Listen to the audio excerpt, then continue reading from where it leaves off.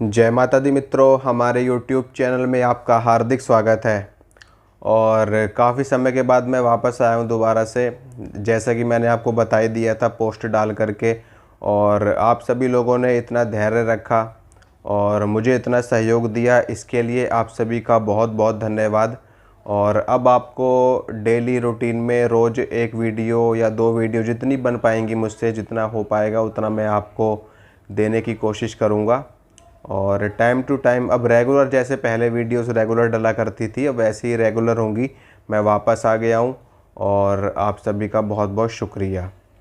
तो आज मैं आपको जिस टॉपिक पे बात करने वाला हूँ और जो आपको बताने वाला हूँ कि कुछ एक चीज़ें ऐसी होती हैं कि अगर वो हमारे पास हों तो हमारी सुरक्षा भी होती है और साथ में हमारे साथ साथ हमारी फैमिली की भी सुरक्षा होती है। इसके साथ में अगर कोई और व्यक्ति भी आपके पास आता है तो आप उसकी भी सुरक्षा कर सकते हो। कुछ एक चीज़ें ऐसी होती हैं। त्रिशूल के विषय में काफ़ी लोग मुझसे पूछ रहे थे, तो त्रिशूल के विषय में ही आज मैं आपको जानकारी दूंगा। और त्रिशूल को कैसे सिद्ध करके आप अपने पास रख सकते हैं, और जब आप अपने इस त्रिशूल को सिद्ध कर लोगे, इसमें देव शक्ति का आवाहन करके इसको जागृत कर लोगे, इसको सिद्ध कर लोगे, तो किस प्रकार से ये आपकी सुरक्षा करेगा। और आपके साथ में आपके सामने अगर कोई और व्यक्ति भी है जो भूत प्रेत बाधा से पीड़ित है, तो उसकी भी समस्या को आप दूर कर सकते हो। देखिए, आपने देखा होगा कि जो धूना होता है, धूने में अक्सर त्रिशूल को गाड़ा जाता है, चिमटे को गाड़ा जाता है। नाथ संप्रदाय की बात कर रहा हूँ मैं। इसके साथ में अन्य भी संप्रदाय हैं जिनमें त्रिशूल और चिमटे को गाड़ा जाता है धूने के अंदर। इसके साथ में जो अघोर संप्रदाय के साधु होते हैं, अघोरी होते हैं, वो भी अपने साथ में त्रिशूल रखते हैं। और शैव संप्रदाय के होने के कारण वो त्रिशूल को अपना मुख्य दंड मानते हैं, मुख्य शक्ति मानते हैं, अपना एक प्रतीक मानते हैं। और शैव संप्रदाय का होने के कारण वो अब सदैव अपने साथ में त्रिशूल रखते हैं। कुंभ के मेले में जब भी अघोरी आते हैं कुंभ स्नान करने के लिए, तो उनके साथ में सभी के पास में त्रिशूल देखा होगा। इसके साथ में त्रिशूल बहुत ही ज़्यादा शक्तिशाली है। भगवान शिव त्रिशूल को धारण करने वाले देवता हैं, भगवान शिव उनको इस त्रिशूल को धारण करने वाले योगी हैं। त्रिशूल त्रिदेवों का प्रतीक है, त्रिदेवों का प्रतिनिधित्व करता है, ब्रह्मा विष्णु महेश का प्रतिनिधित्व करता है। इसके साथ में सात्विक, राजसिक और तामसिक तीनों प्रकार की जो प्रकृति है उनका भी प्रतिनिधित्व करता है। सत्व, रज और तम, ठीक है, तीनों गुणों को दर्शाता है। इसके साथ में त्रिशूल त्रिगुणात्मिका जो महाशक्तियाँ हैं उनको भी दर्शाता है, क्योंकि शिव और शक्ति सदैव साथ में विद्यमान रहते हैं। जिस प्रकार से लक्ष्मी नारायण है, शिव पार्वती हैं, ब्रह्मा और देवी सरस्वती हैं, उसी प्रकार से त्रिशूल भी तीन प्रकार की शक्तियों से विद्यमान होता है, जो कि सात्विक ब्रह्मा जी की शक्ति, और राजसिक विष्णु जी की शक्ति, और तामसिक जो भगवान शिव की, भगवान रुद्र की शक्ति। तो त्रिशूल को अगर आप सिद्ध करके अपने पास में रख लोगे और इसको सदैव अगर आप अपने साथ में रखते हो, तो आपकी सुरक्षा इतनी बेहतर तरीके से होगी कि कोई भी दुष्ट शक्ति, कोई भी बुरी शक्ति, कोई भी नकारात्मक शक्ति, कोई भी भूत प्रेत, चुड़ैल, डाकिनी, शाकिनी, जिन्न, खबीस, बेताल, ठीक है, कुष्मांड, या फिर जो भी ये जलचर देवता होते हैं, भूचर देवता होते हैं, खेचर देवता होते हैं, वायु में उड़ने वाले देवता होते हैं, स्थान देवता होते हैं, थान पहलवान, सिद्ध, गंधर्व, जो भी ये सारी चीज़ें होती हैं, इनमें से कोई भी चीज़ बिना आपकी मर्ज़ी के आपके समक्ष प्रकट भी नहीं हो सकती। आपको हाथ लगाने तो बहुत दूर की बात है। त्रिशूल को कैसे सिद्ध करना है वो सारा प्रोसेस मैं आपको अभी बताऊंगा, इसी वीडियो में बताऊंगा। तो चलिए शुरू करते हैं। देखिए, सबसे पहले चीज़, जो सबसे श्रेष्ठ त्रिशूल माना जाता है वो माना जाता है अष्ट धातु का। ठीक है, अगर आप अष्ट धातु का त्रिशूल बनवा सके तो बहुत ही ज़्यादा उत्तम है। अष्ट धातु के बाद आता है पंच धातु का त्रिशूल, जो 5 धातुओं से मिलकर के बना होता है। पंच धातु के बाद आता है 3 धातुओं से बना हुआ त्रिशूल, जिसे त्रिधातु त्रिशूल कहा जाता है। त्रिधातु के बाद में जो त्रिशूल श्रेष्ठ माना जाता है वो होता है एक धातु का त्रिशूल, यानी कि किसी भी एक धातु का, चाहे वो चांदी हो, चाहे वो लोहा हो, चाहे वो तांबा हो, चाहे वो कोई सी भी धातु हो। ठीक है, तो अगर आप अष्ट धातु का नहीं बनवा सकते तो पंच धातु का बनवा लो, पंच धातु का आप नहीं बनवा सकते तो 3 धातु का बनवा लो, 3 धातु का आप नहीं बनवा सकते तो 1 धातु का, यानी कि आप लोहे का बनवा लो। लोहे का त्रिशूल आप लोग आराम से बनवा सकते हो, कोई आपत्ति वाली बात नहीं है उसमें। त्रिशूल कैसा होना चाहिए इसकी बात मैं आपसे करता हूँ। त्रिशूल कम से कम 7 इंच का त्रिशूल होना चाहिए, ठीक है, 7 इंच का हो या फिर 9 इंच का हो, मतलब कि 9 इंच का चल जाएगा, 7 इंच का भी चल जाएगा। 7 इंच से कम छोटा त्रिशूल आपको नहीं लेना है अपने पास में रखने के लिए, ठीक है। कम से कम 7 इंच का त्रिशूल होना ही चाहिए, तभी आप इसमें शक्ति को जागृत कर पाओगे। वैसे तो आप उससे छोटे भी त्रिशूल को शक्ति के रूप में उसको जागृत कर उसमें सिद्ध कर सकते हो, क्योंकि हर जगह भाव प्रधान है, हर जगह शक्ति प्रधान है। मन में अगर आपने किसी भी शक्ति को धारण कर लिया तो उसके लिए फिर चाहे वो चीज़ 1 इंच की हो चाहे वो 7 इंच की हो काम करती है, लेकिन फिर भी एक जो मान्यता, एक जो धारणा है वो 7 इंच की मानी जाती है। तो 7 इंच का त्रिशूल आपको ले लेना है लोहे का, ठीक है। अब उसको क्या करना है, कोई भी आपको शुभ मुहूर्त देखना है, कोई भी शुभ दिन देखना है। अगर जैसे कि गुरु पुष्य योग है, रवि पुष्य योग है, सर्वार्थ सिद्धि योग है, अभिजीत मुहूर्त है, इसके अलावा अक्षय तृतीया है, दीपावली का समय हो, होली का समय हो, नवरात्रे चल रहे हो, दशहरे का पर्व हो, रामनवमी का पर्व हो, एकादशी तिथि हो, चतुर्दशी तिथि हो, त्रयोदशी तिथि हो, अष्टमी नवमी की तिथि हो, शुक्ल पक्ष का समय चल रहा हो, तो जो भी आपको समय उचित लगे, जो भी आपको मुहूर्त उचित लगे, पूर्णिमा हो, अमावस्या हो, ठीक है, तो किसी भी अच्छे दिन आपको त्रिशूल लेकर के आना है बाज़ार से, मार्केट से। अगर आपको बना बनाया मिल जाता है तो बहुत अच्छी बात है, नहीं तो आप बनवा लीजिए, ठीक है। आप किसी भी सुनार से बनवा सकते हैं, आप सुनार को बोलेंगे तो वो आपको त्रिशूल बना करके दे देंगे, ठीक है। तो त्रिशूल आप लोगों को ले लेना है। सबसे पहले आपको स्नान करना है, स्नान करके स्वच्छ वस्त्र धारण करने हैं अपने शरीर पे, धुले हुए वस्त्र होने चाहिए। भले ही आप टी शर्ट पहन के बैठो, भले ही आप लोअर पहन के बैठो, भले ही आप जीन्स पहन के बैठो, कोई आपत्ति वाली बात नहीं है, ठीक है। बस आपको धुले हुए वस्त्र धारण करने, स्नान करने के बाद में अपने मस्तक पर तिलक लगाना है और 3 बार आचमन करना है। ओम केशवाय नमः, ओम माधवाय नमः, ओम गोविंदाय नमः, ओम ऋषिकेशाय नमः बोल करके अपने हाथों को धो लेना है। ये सब चीज़ें होती हैं अपने आप को शुद्ध करने के लिए, अपने मन को, अपने शरीर को आंतरिक रूप से और बाहरी रूप से, ठीक है। अगर आप ये सारे प्रोसेस को फॉलो करोगे तो आप आंतरिक रूप से और बाहरी रूप से शुद्ध हो जाओगे पूर्ण रूप से। नहीं तो एक मंत्र होता है, ओम अपवित्रः पवित्रो वा सर्वावस्थां गतोऽपि वा यः स्मरेत् पुंडरीकाक्षं सा बाह्यभ्यन्तरः शुचिः अति नीलघनश्यामं नलिनैर्लो स्मरामि पुंडरीकाक्षं तेन स्नातो भवाम्यहम्, ठीक है। ये श्लोक है पूरा, इसको भी पढ़ के शुद्धिकरण किया जाता है, ठीक है। लेकिन अगर आपने स्नान कर लिया, आपने स्वच्छ वस्त्र धारण कर लिए, आपके मन में स्वतः ही शुद्धता आ जाएगी।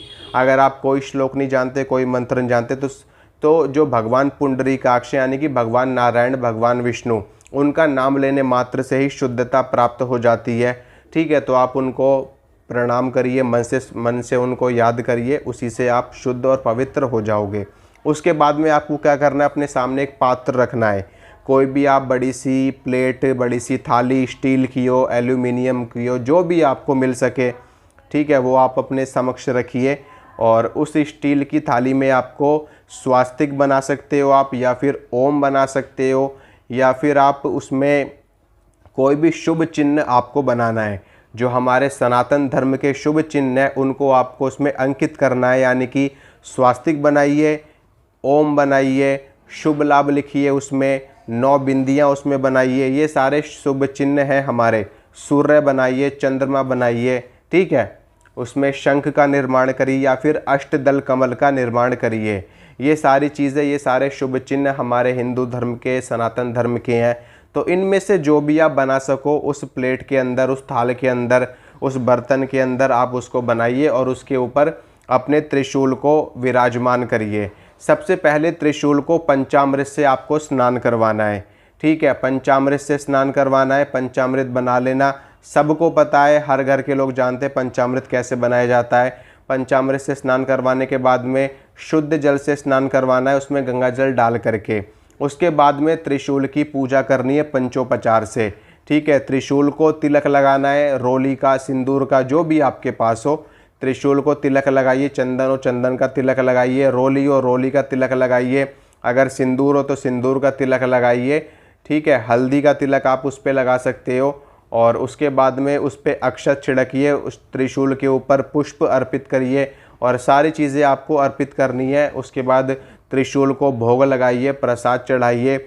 और त्रिशूल में देखिए, त्रिशूल में जिस देव की शक्ति को आप बुलाना चाहते हैं, यानी कि त्रिशूल के अंदर जिस देव की शक्ति का आप आवाहन करेंगे, उस देव की शक्ति यानी कि उस देव के दूत, उस देव के सेवक, उस देव के भक्त, जो भी उनकी शक्तियाँ हैं, जो भी उनकी योगिनियाँ हैं, जो भी उनकी यक्षिणियाँ हैं, जो भी उनके दूत हैं, उनके सेवक हैं, वो आकर के उस त्रिशूल में विराजमान हो जाते हैं। उनकी शक्ति का एक अंश आकर के विराजमान हो जाता है। उदाहरण के तौर पे मान लीजिए आप त्रिशूल के अंदर माँ दुर्गा का आवाहन करना चाहते हैं, यानी कि माँ दुर्गा की शक्ति को बुलाना चाहते हैं, ताकि जो आपका त्रिशूल है वो माँ दुर्गा की शक्ति से परिपूर्ण हो जाए। उनकी जो शक्ति है वो उनकी शक्ति उस त्रिशूल में विद्यमान हो जाए। इसी प्रकार से आप हनुमान जी की शक्ति का आवाहन उस त्रिशूल में कर सकते हैं, आप भैरव जी की शक्ति का आवाहन उस त्रिशूल में कर सकते हैं, आप भगवान विष्णु की शक्ति का आवाहन उस त्रिशूल में कर सकते हैं, आप भगवान शिव शंकर भोलेनाथ की शक्ति का आवाहन उस त्रिशूल में कर सकते हैं। तो जिस देवी में या जिस देवता में आपकी रुचि सबसे ज़्यादा हो, ठीक है, यानी कि आपके जो इष्ट देव है, भगवान शिव अगर आपके इष्ट देव है तो आप भगवान शिव को आवाहन कीजिए, उनको बुलाइए और उनको बोलिए कि अपनी शक्ति इसमें विराजमान करिए। माँ दुर्गा को मानते हो तो माँ दुर्गा का आवाहन करिए, माता काली को मानते हो तो माता काली का आवाहन कीजिए, विष्णु जी को मानते हो तो उनका आवाहन कीजिए, यानी कि उनकी शक्ति का आवाहन करके उस त्रिशूल को आपको जागृत करना है, ठीक है। तो पंचोपचार से पूजा करिए त्रिशूल की, त्रिशूल को भोग प्रसाद चढ़ाइए, उसमें उस देव की शक्ति का आवाहन करिए। शक्ति का आवाहन करने के बाद में आपको मंत्र का जाप करना है 11 माला। 11 माला करनी है, किसकी करनी है? जिनका आवाहन आपने किया है। अगर भगवान शिव का आवाहन किया है आपने तो भगवान शिव का मंत्र है ओम नमः शिवाय, इस मंत्र की 11 माला आपको करनी है। माता काली का किया है तो माता काली के किसी भी मंत्र का, अगर कोई भी मंत्र आपको नहीं पता तो जो बीज मंत्र है उसका भी आप जप कर सकते हो 11 माला। जैसे कि माता काली का बीज मंत्र है क्रीम या फिर क्रिंग, तो इसको आपको 11 माला कर लेनी है इस मंत्र की।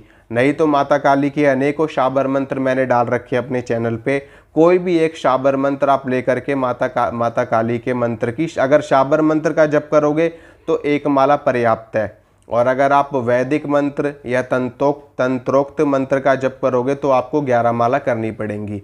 इसी प्रकार से हनुमान जी का शाबर मंत्र करोगे तो 1 माला कर लेना, और कोई मंत्र करोगे तो 11 माला आपको करनी पड़ेंगी। इसी प्रकार से भगवान गणेश या माँ दुर्गा का मंत्र आपको बताता हूँ, ओम दुंग दुर्गाय नमः, ओम दुम दुर्गाय नमः, या फिर नवारण मंत्र का आप जप करिए। अगर देवी की शक्ति का आवाहन कर रहे हैं तो नवारण मंत्र सबसे बेस्ट है त्रिशूल को जागृत और सिद्ध करने के लिए, ठीक है। नवारण मंत्र सभी देवियों की शक्ति विराजमान है नवारण मंत्र के अंदर, ओम एम ह्रीम क्लीम चामुंडाय विच्चे। तो इस मंत्र की आप 11 माला करिए और उस त्रिशूल में देवी की शक्ति विराजमान हो जाएगी, स्थापित हो जाएगी, ठीक है। इसी प्रकार से भगवान शिव को बुलाइए उसमें, या फिर भैरव जी की शक्ति का आह्वान करिए, ओम श्री काल भैरवाय, ओम श्री भैरवाय नमः, ठीक है। जो भी मंत्र आप जानते हो भैरव जी का, मैंने भी अपने चैनल पे डाल रखे हैं, शाबर मंत्र भी डाल रखे हैं और वैदिक और तंत्रोक्त मंत्र भी डाल रखे हैं भैरव जी के,